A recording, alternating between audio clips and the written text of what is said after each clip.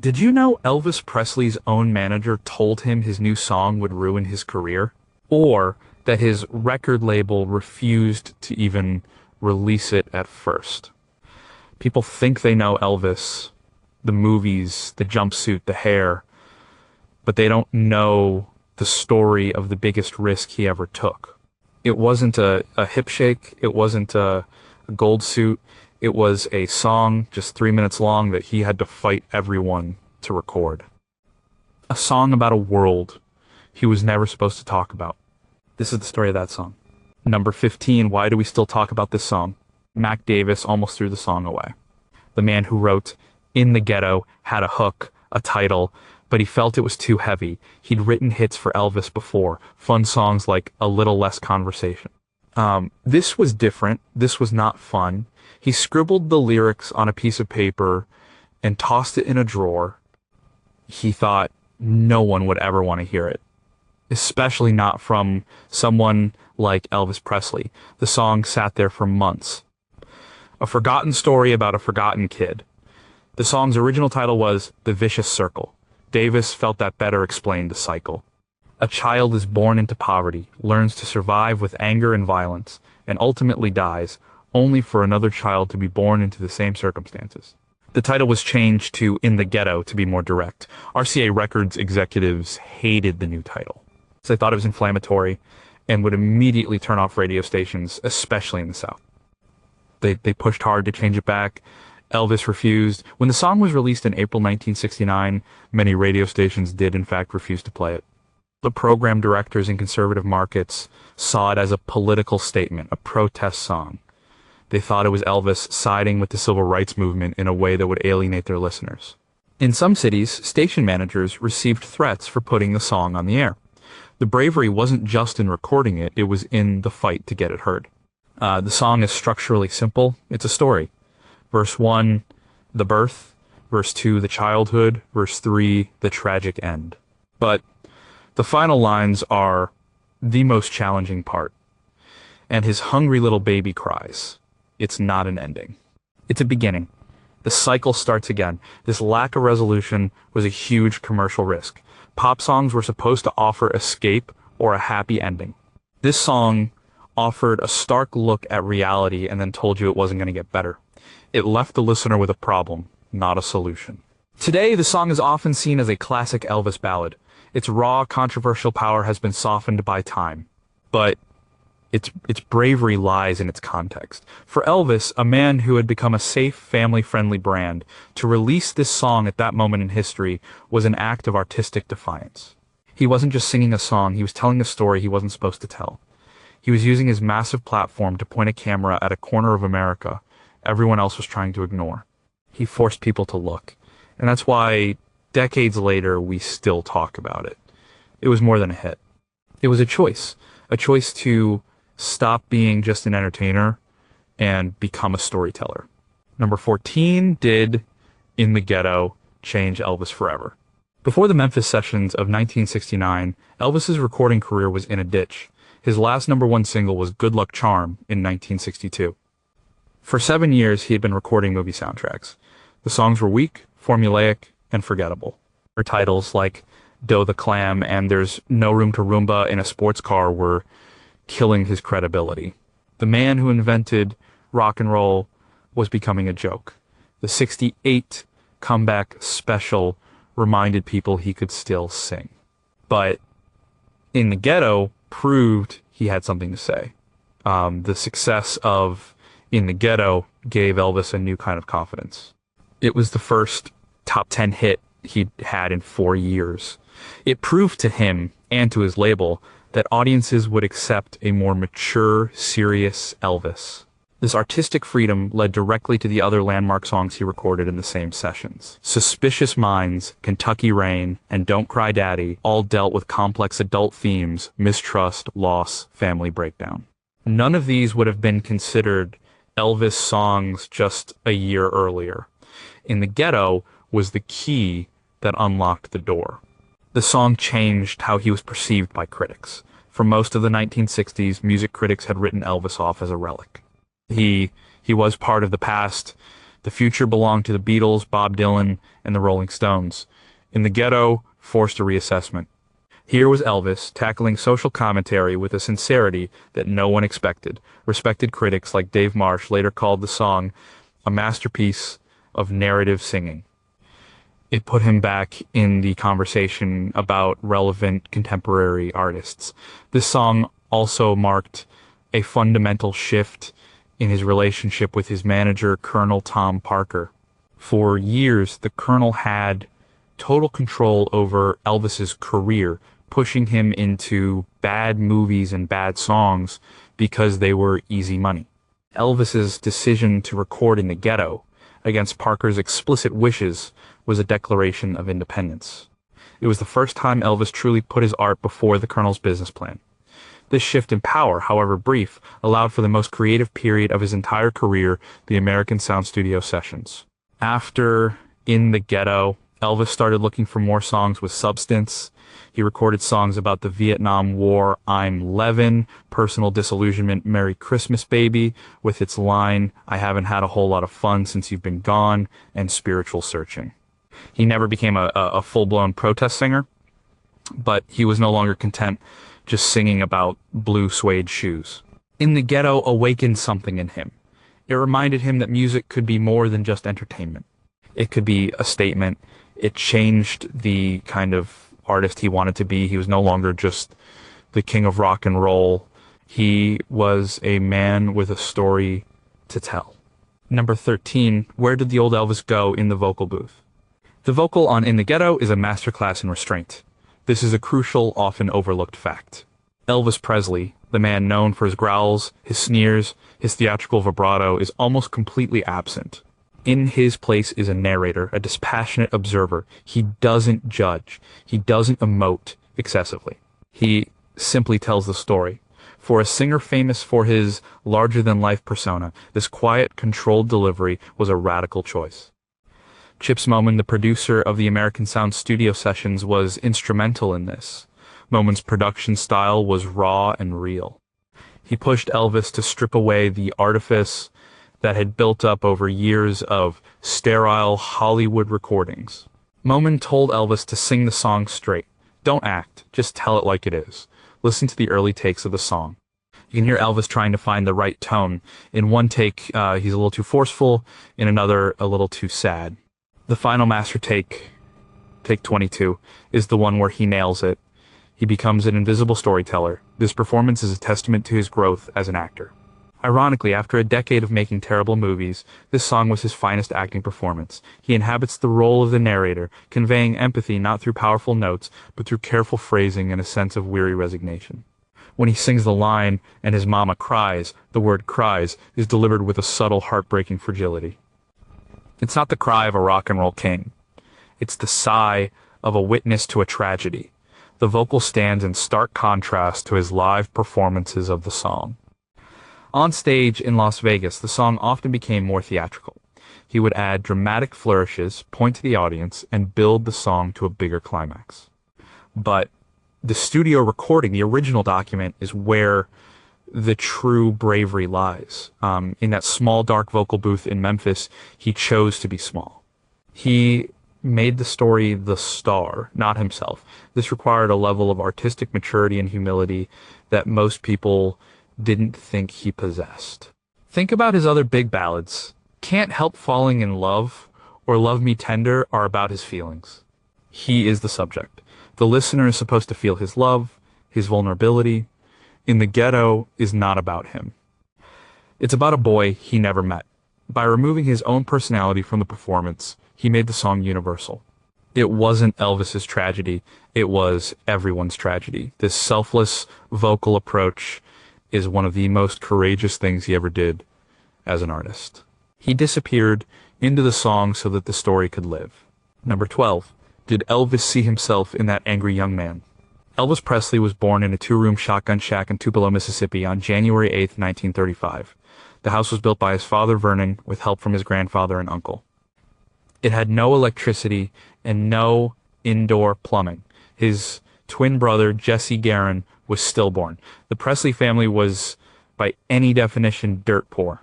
Vernon struggled to find steady work, taking odd jobs at a dairy farm and driving a truck. When Elvis was 3 years old, his father was sentenced to 3 years in the notorious Mississippi State Penitentiary at Parchman Farm for forging a $4 check. While Vernon was in prison, Gladys and a very young Elvis were forced to move in with relatives. They lost the house. They had nothing. Elvis grew up with a deep first-hand knowledge of what it meant to be hungry, to be on the outside looking in, to feel the shame of poverty. The family moved to Memphis in 1948 seeking better opportunities. They lived in a series of public housing projects, including Lauderdale Courts. This was a step up, but it was still a world away from the wealth that would come later. Elvis was a shy kid, an outsider.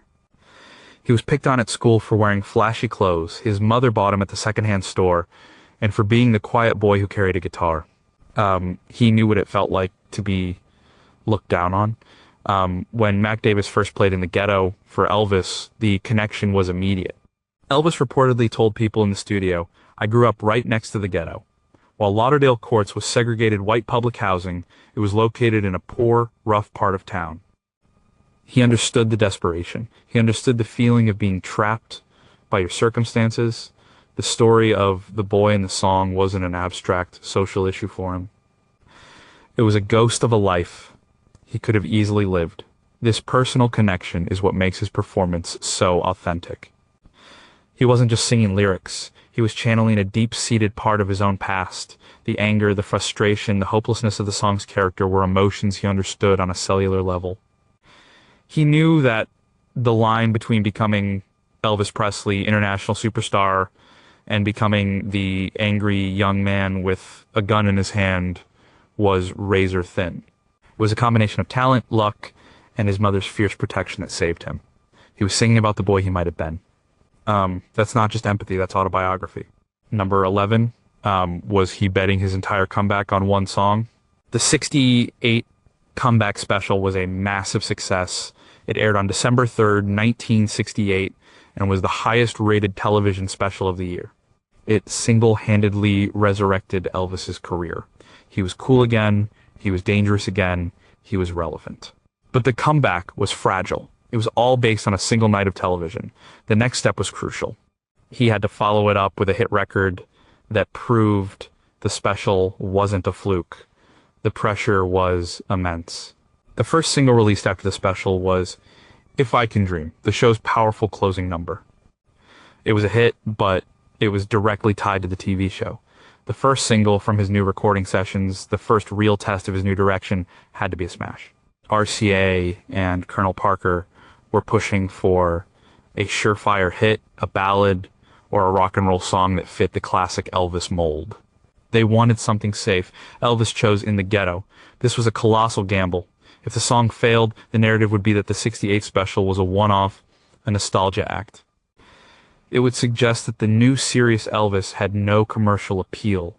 The momentum would be lost. The credibility he had just clawed back would evaporate. He would be right back to the B-movie soundtracks. His career as a relevant recording artist could have been over before it truly began again.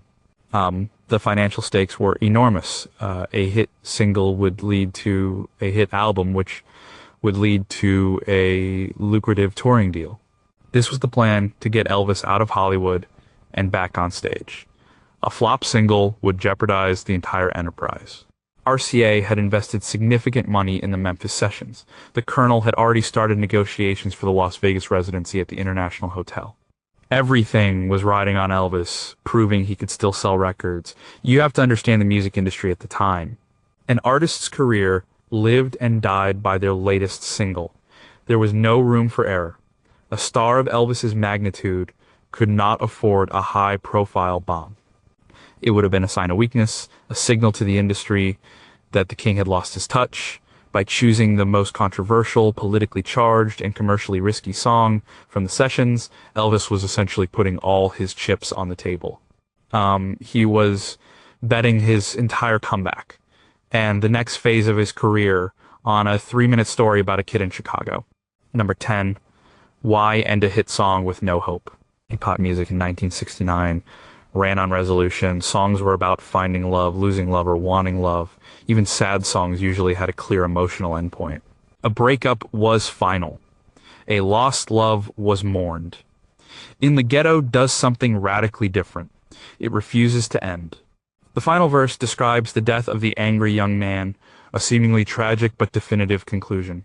But then the song adds one more line, a chilling coda that changes everything, and his hungry little baby cries. This line is the bravest part of the song. It turns a sad story into a political statement. It explicitly states that the problem has not been solved. The death of one person means nothing, because the system, the vicious circle, remains unbroken. Another child is born into the exact same circumstances, and the listener knows with absolute certainty that this new child will likely suffer the same fate. This is a deeply pessimistic and challenging idea to present in a pop single. Mac Davis, the songwriter, fought to keep that line in. He knew it was the whole point of the song. Without it, the song is just a tragic tale. With it, the song is an indictment. It's a call to action disguised as a lament. It forces the listener to confront the cyclical nature of poverty and violence. It offers no comfort. It offers no easy answers. It just presents the cold, hard truth and leaves it hanging in the air. For Elvis to sing this line was remarkable. He was the ultimate American dream. His life story was a testament to the idea that you could escape your circumstances. He was living proof that a poor boy from Tupelo could become a king. By singing a song that argued this was impossible for many, he was in a way challenging his own myth. He was acknowledging that his story was the exception, not the rule. Commercially, this ending was suicide. The audiences want to feel good. They want to feel hopeful. A song that ends by telling you the tragedy you just heard is about to happen all over again is not designed to be a feel-good hit. But its bleakness is its power. It lingers in your mind long after the music stops. It's a question mark at the end of a story that should have had a period. The bravery was in refusing to provide a comforting lie and instead delivering a powerful, uncomfortable truth. Number 9, how did they make poverty sound so cinematic? The production of In the Ghetto is as important as the lyrics and the vocal performance. The song doesn't sound like a typical rock, pop, or country song from that era. It sounds like a movie score. The arrangement crafted by producer Chips Moman and the studio musicians at American Sound builds the narrative arc with musical cues. It's a piece of miniature cinema for the ears. The song opens with a simple signature acoustic guitar riff played by Elvis himself. This was unusual. Elvis rarely played acoustic guitar in his major recordings. The sound is sparse and folk-like, immediately setting a somber storytelling tone. It's the musical equivalent of a stark opening shot in a film. It tells you this is not going to be a party. And then the bass and drums come in, but they are subtle. You know, the rhythm section, the legendary Memphis Boys provides a gentle, persistent shuffle. And it's not a driving rock beat. It's a heartbeat. It's the sound of life continuing relentlessly in the background. It creates a sense of forward momentum, of time passing as the boy in the song grows up. The most distinctive part of the arrangement is the string and horn section, which was overdubbed later.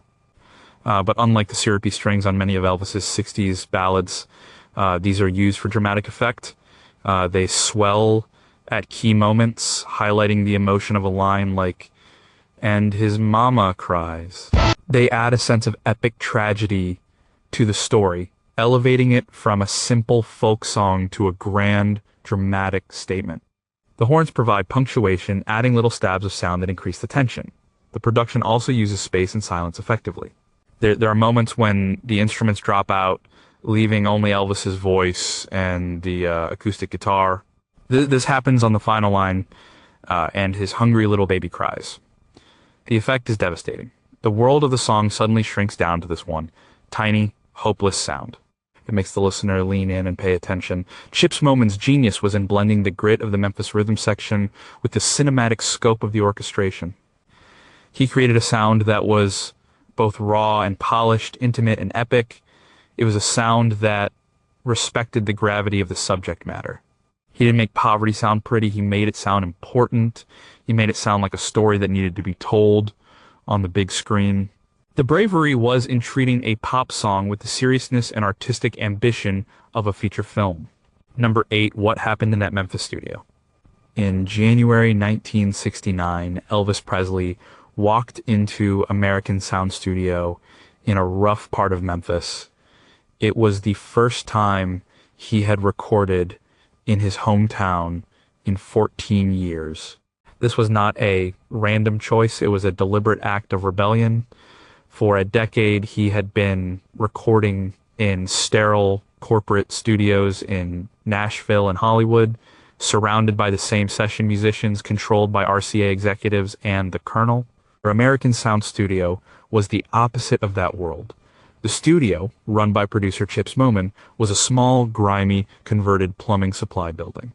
It had a reputation for producing raw, soulful, authentic music. The house band, known as the Memphis Boys, were masters of country, soul, and R&B. They had played on over 120 hit records for artists like Dusty Springfield, Neil Diamond, and Wilson Pickett. They were a real band with a real chemistry. They were not the hired hands Elvis was used to. The atmosphere was completely different. In Nashville, sessions were formal and structured. At American Sound, they were loose and collaborative. Moman encouraged a creative chaos. He pushed Elvis. He challenged his song choices. He wasn't afraid to say, "That's not good enough. Let's do it again." This was a shock to Elvis, who was used to being treated with reverence. For the first time in years, he was just another musician in the room working with his peers. This environment forced Elvis to be better. He was surrounded by incredible talent, and he rose to the occasion. He was an active participant in the creative process, suggesting arrangement ideas, working on lyrics, and feeding off the energy of the band. The Memphis Boys didn't treat him like a king, they treated him like a singer. This creative friction produced the most vital and acclaimed music of his career. The decision to record in the Ghetto was born out of this environment. In a Hollywood studio, surrounded by yes men, the song would have been shot down immediately as too risky. But in the gritty reality of American Sound, a song about life on the other side of the tracks felt right. It felt real. The studio itself gave him the courage to tackle it. He was back on his home turf, rediscovering the musician he was before he became a brand. The bravery wasn't just in the song he chose, but in the place he chose to record it. He had to leave the palace to find his voice again. Number 7, did Elvis become a folk singer for 3 minutes? In the late 1960s, the world of popular music was sharply divided. On one side, you had mainstream pop and rock stars like Elvis. They sang about love, cars, and dancing. On the other side, you had the folk singers and protest artists like Bob Dylan, Joan Baez, and Phil Ochs. They sang about social injustice, war, and poverty. The two worlds rarely, if ever, collided. Their audiences, their politics, and their sounds were seen as completely separate. With In the Ghetto, Elvis crossed that line. The song is, in its essence, a folk song. It's a narrative story told with a simple acoustic guitar backing. It has a clear social message. It is a protest song, not in the sense of a loud, angry anthem, but in its quiet, heartbreaking depiction of a systemic problem. It does what the best folk music has always done. It gives a voice to the voiceless. It tells the story of an ordinary person caught in extraordinary circumstances. This was an incredibly brave move for an artist like Elvis. He was the establishment. He was the American dream personified. To align himself, even for one song, with the counterculture movement was a huge risk. He risked alienating his conservative mainstream audience who saw folk music as the domain of hippies and political agitators. He also risked ridicule from the folk music world itself, which could have easily dismissed him as an insincere tourist. The songwriter Mac Davis came from a country and pop background, but he was heavily influenced by the storytelling traditions of folk music and writers like Bob Dylan. He even admitted that he was trying to write a song in a Dylan-esque style when he came up with In the Ghetto. He wanted to tell a modern-day folk tale, Elvis's performance honors that tradition. He sings it like a folk singer, a storyteller passing on a cautionary tale. He doesn't try to make it a rock and roll song. He doesn't try to make it a country song. He respects the genre it comes from. For 3 minutes, the king of rock and roll put down his crown and picked up a talking blues. He stepped out of his world and into another, proving that a powerful story is more important than any musical genre. He showed that a song about injustice could be just as powerful coming from a superstar in a white jumpsuit as from a kid with a harmonica in Greenwich Village. Number 6. Who was the man who wrote the words? Mac Davis was a staff songwriter at Nancy Sinatra's publishing company, Boots Enterprises, Inc. He was a young guy from Lubbock, Texas, trying to make a name for himself in the music business. He had some success writing songs for artists like Glenn Campbell and Kenny Rogers. In 1968, he got his big break when he was asked to write songs for Elvis Presley's upcoming film, Live a Little, Love a Little. He co-wrote the song A Little Less Conversation, which became a minor hit. This got his foot in the door. The inspiration for In the Ghetto came from his own childhood. Davis grew up with a friend whose father was a black minister. Mac Davis would often play with his friend in the poorer, predominantly black part of Lubbock. He saw firsthand the difficult conditions, the lack of opportunity, and the feeling of being trapped. The story of the boy in the song was a composite of the kids he knew, a story he carried with him for years. When he finally wrote the song, he was hesitant to show it to anyone. He knew it was controversial. The word ghetto itself was loaded. He was a white songwriter from Texas writing about the black experience. He was worried it would be seen as exploitative or presumptuous. He almost shelved it permanently. But Freddie Bienstock, the head of Elvis's publishing company, Hill and Range, heard a demo of the song and immediately saw its potential. Bienstock played the song for Elvis during the American Sound Studio sessions. Elvis loved it instantly. But there was a problem. Colonel Parker had a strict rule. Elvis would only record songs that his publishing company, Hill and Range, controlled. This way, Elvis and the Colonel would get a cut of the songwriting royalties. In the Ghetto was published by Mac Davis's own company in partnership with Nancy Sinatra. The Colonel demanded that Davis give up half of his publishing rights. This was a major point of contention. Chips Moman, the producer, and even Elvis himself told the Colonel this was unfair. Mac Davis, a young, struggling songwriter, refused to give up his rights. For a moment, it looked like the song would never be recorded, but Elvis put his foot down. In a rare act of defiance against the Colonel, he insisted on recording the song anyway. He knew the song was more important than the publishing deal. The bravery wasn't just in singing a controversial song, but in fighting the music industry machine to get it made. It was a victory for the songwriter and for the art itself. Number 5. Could a record label fire its biggest star? RCA Records had been Elvis Presley's home since 1955. He was their cash cow. His records had sold hundreds of millions of copies, making the company a fortune. But by 1969, the relationship was strained. Elvis's sales were slumping, and the label was growing impatient. They wanted hits. When they heard he was planning to release In the Ghetto as his big comeback single, they panicked. The executives at RCA in New York were horrified by the song. They saw it as a public relations disaster waiting to happen. The title alone was a red flag. They believed radio stations would boycott it. They worried that major retailers like Woolworth's would refuse to stock it. They saw it as preachy, political, and, worst of all, depressing. It was the opposite of what they thought an Elvis Presley record should be. Felton Jarvis, Elvis's in-house producer at RCA, was sent to Memphis to oversee the sessions. He was the company man. His job was to make sure Elvis delivered commercial product. He reportedly argued with Elvis and Chips Moman about the song, telling them it was a mistake. When the final mix was sent to RCA headquarters, the response was a firm no. They refused to release it. This led to a standoff. Elvis and Chips Moman believed in the song. They knew it was special. Moman, who had a lot of clout in the industry due to his string of hits, threatened to take the entire collection of master tapes from the sessions and sell them to another label, like Atlantic Records. This was an unprecedented threat. The idea of Elvis Presley leaving RCA after all those years was unthinkable. Faced with the possibility of losing not just one song, but the entire album's worth of material, which they knew contained other potential hits like Suspicious Minds, RCA relented. They agreed to release In the Ghetto, but they did so reluctantly. They had no faith in it. They were convinced it would flop and damage the Elvis brand. The bravery here was a collective effort. It was Elvis defying his label and his producer risking his relationship with a major record company, all for a song they believed in. They had to be willing to walk away from everything to get the story told. Number 4, why did Elvis defy the man who made him? Colonel Tom Parker was not a music man. He was a carnival promoter.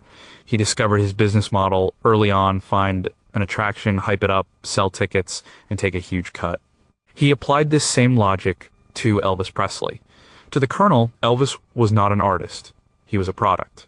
And the product needed to be safe, predictable, and profitable. Anything that threatened the bottom line was to be avoided at all costs. In the Ghetto was the Colonel's worst nightmare. It was political. It was controversial. It was downbeat. It couldn't be used to sell merchandise. You couldn't build a fun, family-friendly movie around it. It had the potential to offend a huge portion of Elvis's fan base, particularly in the conservative South. The Colonel saw only risk. He saw no reward. When he first heard about the song, he tried to kill it. His primary objection was financial.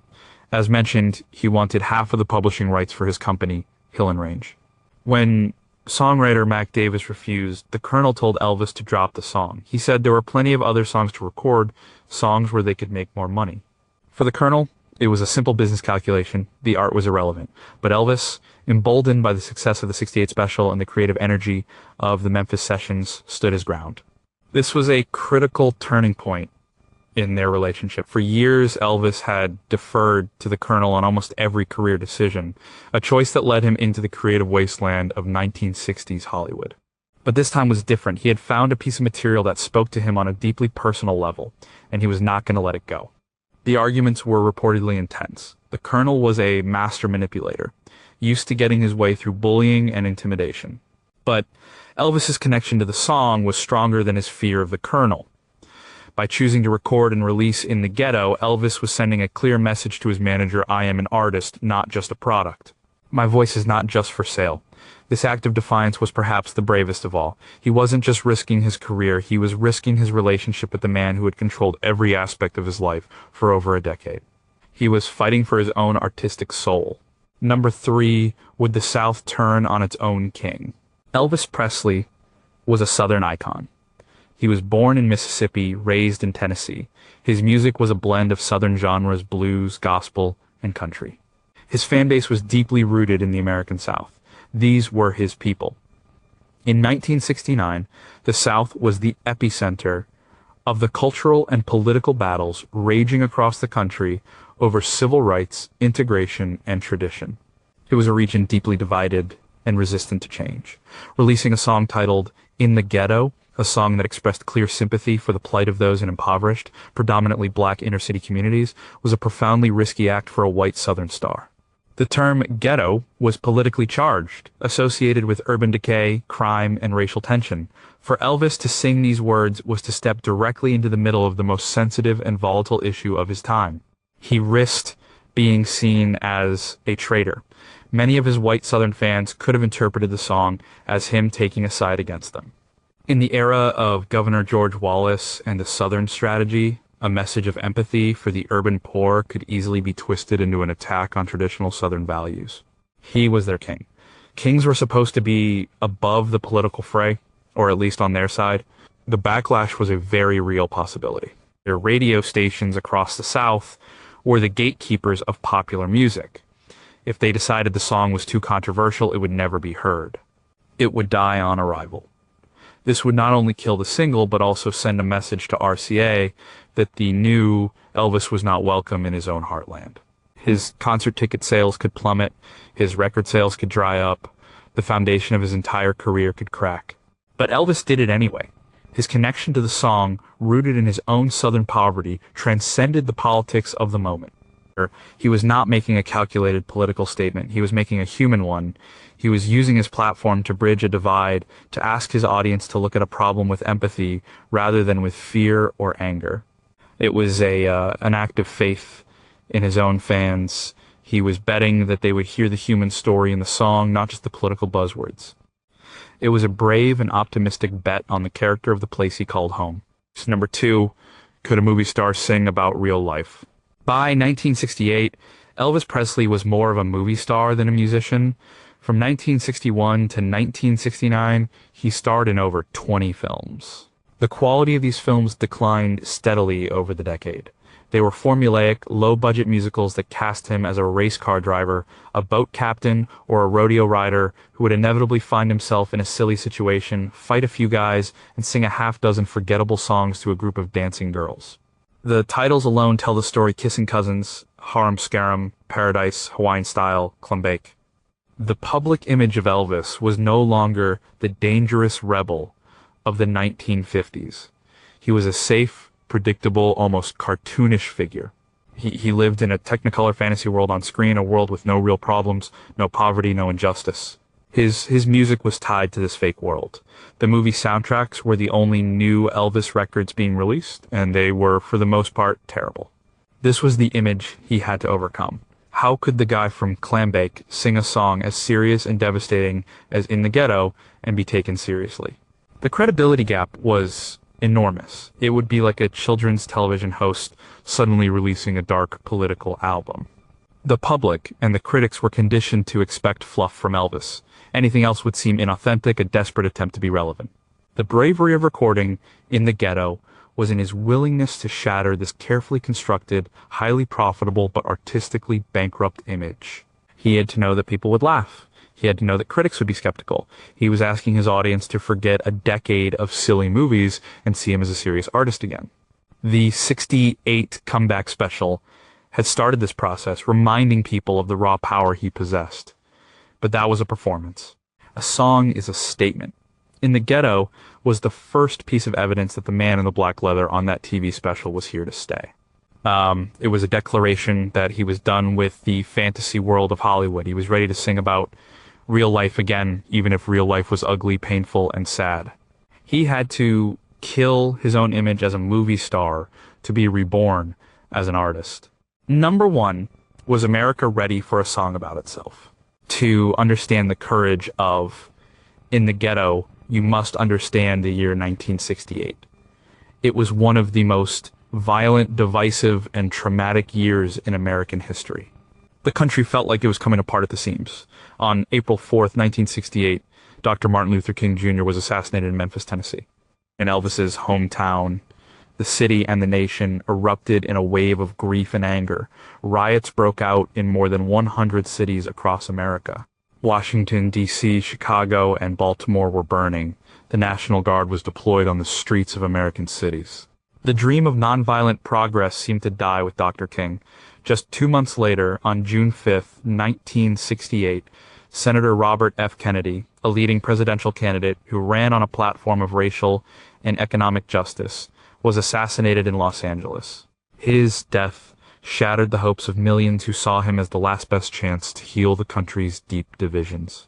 Meanwhile, the Vietnam War raged on. The Tet Offensive in early 1968 had shown that the war was far from over, despite what the government was telling the public. Anti-war protests grew larger and more confrontational. The Democratic National Convention in Chicago in August descended into chaos, with police brutally clashing with protesters in the streets, all broadcast on national television. The nation was at war with itself. This was the America into which Elvis Presley released In the Ghetto. It was a wounded, angry, and frightened country. The word ghetto was not just a word, it was a flashpoint. It represented all the unresolved issues of race, poverty, and inequality that were tearing the nation apart. Most of pop culture was actively trying to avoid these issues. Music was meant to be an escape, a relief from the grim reality on the nightly news. For the biggest star in the world, a man who had always been a symbol of fun and rebellion, but never of politics, to release a song that looked directly into the heart of the nation's deepest wound was an act of profound bravery. He wasn't offering an escape. He was demanding that his audience confront the very problems they were trying to forget. He used his voice not to soothe, but to provoke. He held up a mirror to a country that did not want to see its own reflection. At a time when America was shouting at itself, Elvis chose to whisper a sad, true story, and in the silence that followed, everyone had to listen.